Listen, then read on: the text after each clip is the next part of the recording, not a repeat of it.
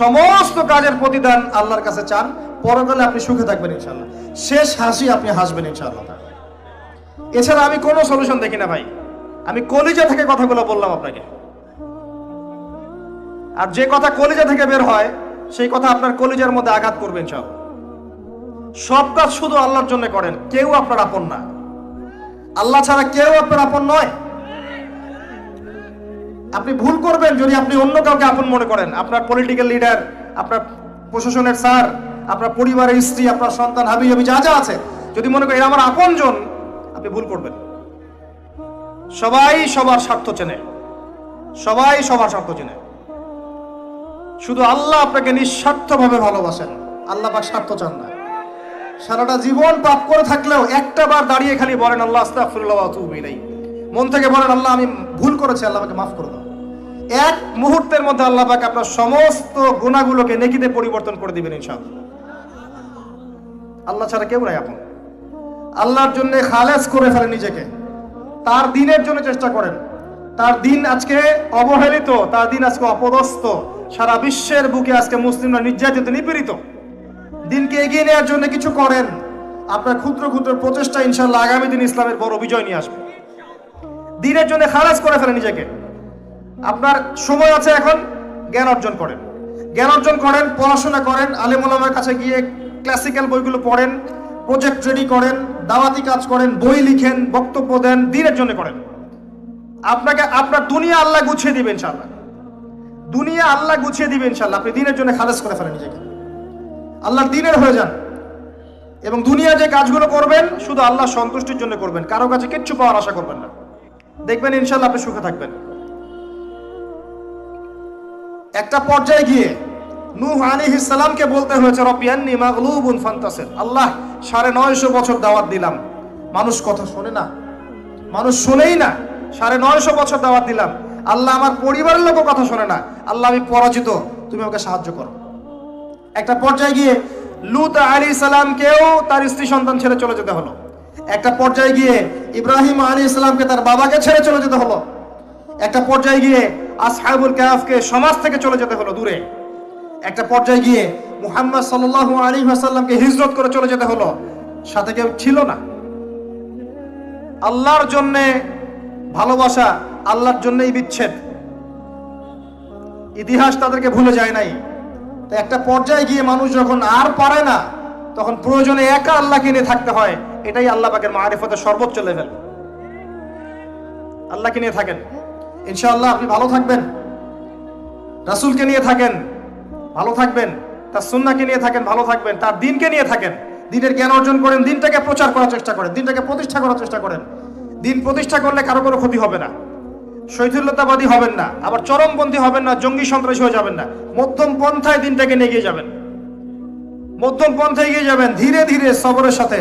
একটা লেকচারে বলেছিলাম, আমাকে 3টা নসিহত করেছিলেন একজন আলেম। বলেছিলেন প্রথমে জ্ঞান অর্জন করো, 1, 2, তারপরে তুমি ধৈর্য ধরা শিখো, আর 3 সাহসী হও। ভীরু কাপুরুষের জন্য জান্নাত নয়, তিনি বলেছিলেন। অতএব এভাবে চিন্তা করলে আপনি ইনশাআল্লাহ দুনিয়াতে ঠকবেন না, বা দুনিয়াতে ঠকলেও পরকালে আপনি জিতবেন ইনশাআল্লাহ তাআলা। পরকালে আল্লাহ পাক আপনার প্রতিটা কষ্টের প্রতিদান দিবেন ইনশাআল্লাহ আযজা ওয়া জাল্লা। আসুন আমরা সবাই যার যার জায়গা থেকে আল্লাহর হয়ে যাই, আল্লাহর জন্য নিজেকে খালেস করে দিই। আর আল্লাহর ভালোবাসা পেতে চাইলে তার রাসূলের আনুগত্য করতে হবে, তার সুন্নাহ মাফিক চলতে হবে।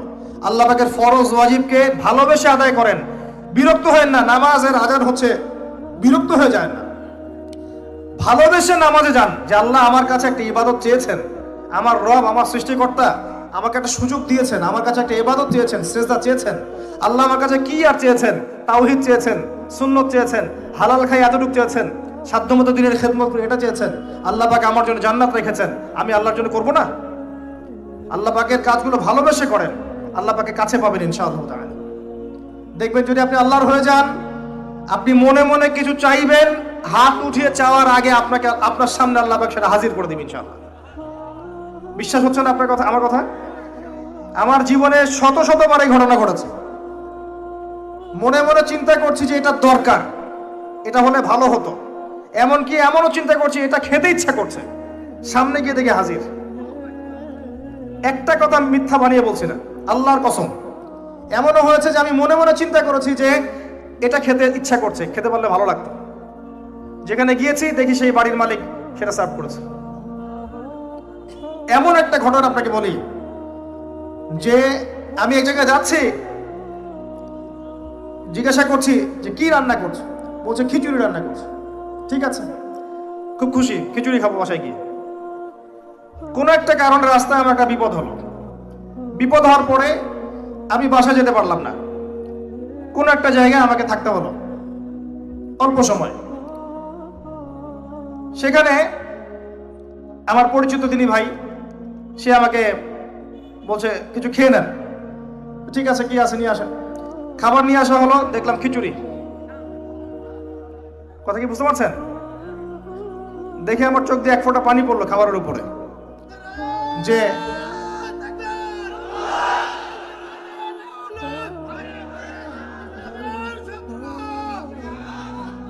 দাঁড়ান, আল্লাহ পাক এতই কাছে, এতই কাছে। যদি আপনি আল্লাহর হয়ে যান, আল্লাহর জন্য খালেস করে ফেলেন নিজেকে, আপনি দেখবেন আপনি যা চাচ্ছেন আল্লাহ পাক আপনার মনের কথা শুনে নেবেন, আপনার সামনে হাজির করে দিবেন ইনশাআল্লাহ। কিচ্ছু ভাববেন না, আল্লাহকে ছাড়া কোনো দিকে ভাবার দরকার নাই। আল্লাহর দিন আজকে একটা চরম অবমাননাকর জায়গার মধ্যে আছে, আপনি বুঝতে পারছেন না। দুই চোখ দিয়ে দেখেন, সারা বিশ্বের প্রেক্ষাপটের সাথে মুসলিমদের অবস্থা মেলান, দেখবেন আমরা আর সে আগের জায়গায় নাই। আমাদের অবস্থা এখন ভালো নয়, প্রত্যেকটা দিক থেকেই ভালো নয়। ধর্মের ক্ষেত্রে না, ইকোনমিক্সে না, পলিটিক্সে না, জিও পলিটিক্সে না, সোশ্যালি না, সংস্কৃতিতে না, কোনো ক্ষেত্রেই নাই। আমরা সে আগের জায়গায় নাই এখন আর। এই জায়গায় রিগেইন করতে হলে আমাদেরকে বেসিক কাজগুলো করতে হবে। আবার নামাজি হতে হবে, আমাদেরকে আবার রোজা রাখতে হবে, আবার দিনের খেদমতের চেষ্টা করতে হবে, কোরআন শিখতে হবে, আবারও সুন্নায় ফিরে আসতে হবে। ইনশাআল্লাহ তাআলা দেখবেন আস্তে আস্তে আস্তে আস্তে এমন প্রজন্ম গড়ে উঠবে যারা ইসলামের পতাকা নিয়ে সামনে এগিয়ে যাবে ইনশাআল্লাহ। আসেন, আপনাকে আমি পারিবারিক বিষয়গুলো আর বেশি বলতে চাচ্ছি না আজকে। আর একদিন ইনশাআল্লাহ আমি টোটাল লেকচারটাই আদর্শ ইসলামিক পরিবার এবং সমকালীন ফিতনাগুলোর উপর দিব ইনশাআল্লাহ। সামনে যান, ফিতনা আপনার অর্থনীতির মধ্যেও আছে। খুব কম মানুষ আছে আমাদের এখানে যারা অর্থনৈতিক জীবনে হালাল খাচ্ছে, ম্যাক্সিমাম সুদ খাচ্ছে। অনেকেই ঘুষ খাচ্ছি আমরা, অনেকেই দুর্নীতি করছে, অনেকে ঠকবাজি করছি, অনেকে মানুষের হক নষ্ট করছি, করছি না?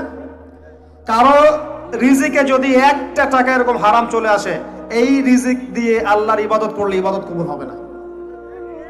খুব সাবধান। নবীজি আগেই বলেছিলেন সাল্লাল্লাহু আলাইহি ওয়াসাল্লাম, যে সুদ খায়, যে সুদ দেয়, যে সাক্ষী থাকে, যে লিখে রাখে, সবাই সমান অপরাধী। দিব্যি আমরা খাচ্ছি। নবীজি বলেছিলেন সাল্লাল্লাহু আলাইহি ওয়াসাল্লাম, যেটা মায়ের সাথে জেনা করার মতো অপরাধ এবং আল্লাহ এবং তার রাসূলের সাথে যুদ্ধ করার মতো অপরাধ, দিব্যি আমরা খাচ্ছি, দিব্যি খাচ্ছি। পরোয়াই নাই কোনো। এক দিরহাম সুদ খেলে নবীজি বলেছেন সাল্লাল্লাহু আলাইহি ওয়াসাল্লাম 36 বার জেনার পাপ হয়, 36 বার। দিব্যি খাচ্ছি, কোনো পরোয়া নাই। তবে আলহামদুলিল্লাহ এখন এই কথাগুলো শুনে অনেক মানুষ সুদি কারবার থেকে সরে এসেছেন, আমি জানি। আমি দোয়া করি মন থেকে আল্লাহ পাক তাদেরকে বেহিসাব রিজিক দান করুন। রিজিকের মালিক কে ভাই? আমি যদি মনে করি যে আমি সুদি কারবার না ছাড়লে আমার রিজিক কমে যাবে, তাহলে আমি মনে করছি রিজিকের মালিক আমি নিজেই, তাই নয় কি? আল্লাহর উপর তাওয়াক্কুল করে ছেড়ে দিয়ে দেখেন, আল্লাহ পাক আপনার জন্য আসমান জমিনের বরকতের দরজা খুলে দেবেন ইনশাআল্লাহ। বিশ্বাস করছেন না আমার কথা? রিজিক কার হাতে? সমুদ্রের নিচে কোটি কোটি মাখলুক আছে, কে খাওয়ায়? এই জমিনের উপরে কোটি কোটি কীটপতঙ্গ আছে, কে খাওয়ায়? আপনি কি 10টা হাতির দায়িত্ব নিতে পারবেন? এই শত শত হাতিকে কে খাওয়ায়? গবাদি পশুকে কে খাওয়ায়? জীবজন্তুকে কে খাওয়ায়? এই পৃথিবীতে কোনো মানুষ না খেয়ে মারা যেত না যদি তারা আল্লাহর বিধান অনুযায়ী অর্থনৈতিক জীবন পরিচালিত করত। যদি ওরা সুদ না খেত, সুদ খাওয়ার পর রিজিক কমে গেছে, আর তারা যদি যাকাতটা ঠিক মতো দিত, তাহলে দেখতেন দারিদ্রতা বলে কিছু থাকতো না। ধনী গরিব থাকতো, কিন্তু সবাই একটা সাম্যাবস্থায় থাকতো, কেউ একেবারে নিষ্পেষিত হতো না। কারণ যাকাত এবং ব্যবসার মধ্য দিয়ে টাকা পয়সা ঘুরতে থাকে, এক হাত থেকে আরেক হাতে যেতে থাকে। আর রিবার মধ্য দিয়ে টাকা পয়সা এক শ্রেণীর মানুষের হাতে চলে যায়, ধনীদের হাতে চলে যায়, আর গরিবরা আস্তে আস্তে দারিদ্রতার অতল তলে যেতে থাকে। আপনার অর্থনৈতিক জীবন ঠিক নাই, দেখবেন এখানে ফিতনার শেষ নাই। অন্যদিকে আসেন, আপনি সামাজিকভাবে দেখেন, সামাজিক জীবনে ফিতনার শেষ নাই। খেয়াল করে দেখেন আত্মীয়তার সম্পর্কগুলো নষ্ট হয়ে যাচ্ছে। খেয়াল করে দেখেন এখন টাকার জন্য সন্তান বাবাকে হত্যা করে, সন্তান মাকে হত্যা করে, ভাই ভাইকে হত্যা করে, বোন বোনকেও হত্যা করছে। প্রতিবেশীর হক আমরা দিতে পারছি না, আত্মীয়তার হক দিতে পারছি না। জমি নিয়ে দ্বন্দ্ব, বাড়ির সীমানা নিয়ে দ্বন্দ্ব, ব্যবসা নিয়ে দ্বন্দ্ব, দ্বন্দ্বের শেষ নাই। এটা সোশ্যাল জীবনে হচ্ছে। আবার ইকোনমিক সেকশনে এমনও হচ্ছে, ব্যবসা করছি হালাল মনে করে, এখানে সুযোগ বুঝে সিন্ডিকেট করছি, মজুতদারি করছি, ইচ্ছা করে দাম বাড়িয়ে দিচ্ছি, মানুষকে বিব্রত করছি, গভর্নমেন্টকে বিব্রত করছি। এগুলো আমরা কৃত্রিম সংকট তৈরি করছি, মাপে কম দিচ্ছি, ব্যবসা করছি মাপে কম দিচ্ছি। অমুসলিম ব্যবসা করছে মাপে সঠিক দিচ্ছে, অমুসলিম ব্যবসা করছে মাপে সঠিক দিচ্ছে। অমুসলিম ব্যবসায়ী সিন্ডিকেট করছে না। একজন হিন্দু ব্যবসায়ী, আল্লাহ পাক তাকে হেদায়েত করুক, সে মাপে কম দিচ্ছে না, সিন্ডিকেট করছে না, কৃত্রিম সংকট তৈরি করছে না, মুসলিমরা করছে। রমজান মাসকে কেন্দ্র করে মুসলিমরা ব্যবসা করে নিচ্ছে, সুবহানাল্লাহ। আর মানুষ সামান্য নিত্য প্রয়োজনীয় দ্রব্যের জন্য ট্রাকের পিছনে দৌড় দিচ্ছে। কি একটা দৃশ্য, সুবহানাল্লাহ। এর ফলাফল আপনি পাবেন, মানুষের হক নষ্ট করার ফলাফল পাবেন। কিয়ামতের মাঠে এর বিচার না করে আল্লাহ পাক ছাড়বেন না। এত সহজ না কোনো কিছু। আল্লাহ পাক কিয়ামতের মাঠ রেখেছেন, রাখার দরকার ছিল, না হলে কোনো জালেমের বিচার হতো না। যত জালেম এই পৃথিবীতে পার পেয়ে গেছে, কিয়ামতের মাঠে কেউ পার পাবে না। এই জন্য আল্লাহ পাক কিয়ামতের মাঠ রেখেছেন, এবং এটা রাখা উচিত ছিল। আল্লাহ পাক শুধু গফুর রহিম নন, আল্লাহ পাক হচ্ছেন আদেল, ন্যায় বিচারক। আল্লাহ পাকের আদালত আছে। সোশ্যাল লাইফে আরো দেখবেন, যুব সমাজকে তাকাবেন, দেখবেন ম্যাক্সিমাম যুবক এখন মাদকের সাথে সম্পৃক্ত। মাদক বলতে আমি সিগারেটকেও বুঝিয়েছি। কয়টা ছেলে পাবেন স্মোক করে না? এখান থেকে শুরু করে আস্তে আস্তে গাঁজা, ফেন্সিডিল, ইয়াবা পর্যন্ত চলে যায়। ক্যাসিনোতে রাত কাটায়, জুয়া খেলে, দেখবেন আপনি মেয়ে নিয়ে ফুর্তি করছে, জেনা করছে। সমাজের দিকে তাকান, বেশি বেশি জেনা বেড়েছে। পাড়ায় পাড়ায়, মহল্লায় মহল্লায় জেনা, জেনা আর জেনা। বেশি বেশি ধর্ষণ বেড়েছে। ধর্ষণ তো বাড়বেই, কারণ পর্নোগ্রাফি যে আছে, পর্নোগ্রাফি বন্ধ না করতে পারলে ধর্ষণ বন্ধ হবে না।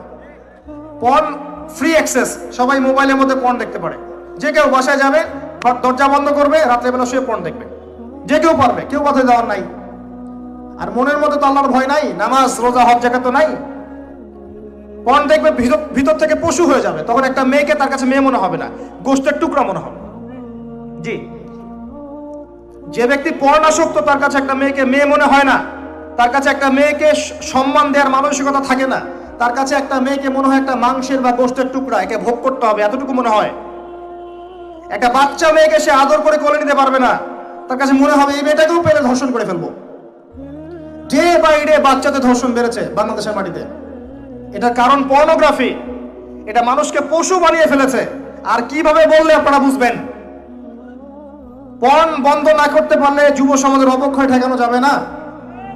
এই পর্নোগ্রাফির কারণে ধর্ষণ বেড়েছে। এর উপরে আরো আছে, এর উপরে মেয়েরা আবার জিন্স গেঞ্জি পরে ঘুরছে, বেহায়াপনার মতো ঘুরছে। রাস্তায় ঘাটে, অফিসে, শপিং মলে, বিমানবন্দরে, যে কোনো জায়গায় আপনি যান, দেখবেন মেয়েরা নগ্ন হয়ে ঘুরছে। কাপড় পরেও নগ্ন, কাপড় পরেও নগ্ন। এটা ওই নগ্ন বোঝানো হয়নি যে একেবারে কোনো ড্রেসই নাই। নবীজি বলেছেন নিসাউন কাসিয়াতুন আরিয়া, এমন এক শ্রেণী মহিলা আসবে যারা কাপড় পরেও নগ্ন থাকবে। এর ব্যাখ্যা আমাকে করার দরকার নাই আপনার সামনে, আপনি জানেন ভালো করে ব্যাখ্যা কি। কাপড় পরে নগ্ন থাকবে, এগুলো ছড়িয়ে দিচ্ছি, এগুলোকে উস্কিয়েও দিচ্ছি। এবং যখন কেউ পর্দা করতে যাচ্ছে, বলছি এ মৌলবাদী হয়ে গেছে, সন্ত্রাসী হয়ে গেছে, এ ব্যাকডেটেড হয়ে গেছে, বোরখা পরে পরীক্ষা দিতে আসছে কেন, নেকাব খোলো, এরকম করছি আমরা ওর সাথে। জি, আবার মেয়ে ছেলে ফ্রি মিক্সিং দিয়ে দিচ্ছি।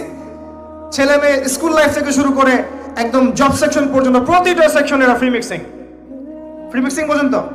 গায়রে মাহরাম একে অপরের সাথে মিলেমিশে কাজ করবে। এটা হচ্ছে কাঁধে কাঁধ মিলিয়ে সমাজ বিনির্মাণ। সুবহানাল্লাহ, লা ইলাহা ইল্লাল্লাহ, লা হাওলা ওয়ালা কুওয়াতা ইল্লা বিল্লাহ। এতে করে একে পর্নোগ্রাফি, ভিতর থেকে পশু, তার উপর নগ্নতা, তার উপর ফ্রি মিক্সিং, তার উপরে আবার উস্কে দেওয়া হচ্ছে এগুলো কাছে আসার গল্প। তখন আপনি সমাজে ধর্ষণ ঠেকাতে পারবেন? জিনা ঠেকাতে পারবেন? এর ফলে পরিবার ভেঙে যাবে। বাসায় বউ থাকবে, বাইরে মেয়ের সাথে জিনা করবে। বাসায় পুরুষ থাকবে, বাইরে পুরুষের সাথে করবে। এই হলো সামাজিক কাঠামোর অবস্থা। এর উপরে আবার আছে মাদক, এর উপরে আবার আছে আপনার বস্তুবাদী জীবন ব্যবস্থা। সব মিলিয়ে সমাজটা আর আগের মতো নাই। এটা ইসলামিক সমাজ। আমরা 90% মুসলিমের দেশে বাস করি। এটা ইসলামিক সমাজ। দুই চোখ দিয়ে দেখেন, আমি আপনাকে এক চোখ দিয়ে দেখতে বলছি না। এক চোখ দিয়ে দেখলে মনে হবে সব ঠিক আছে, ভিতর থেকে দেখেন কিচ্ছু ঠিক নাই।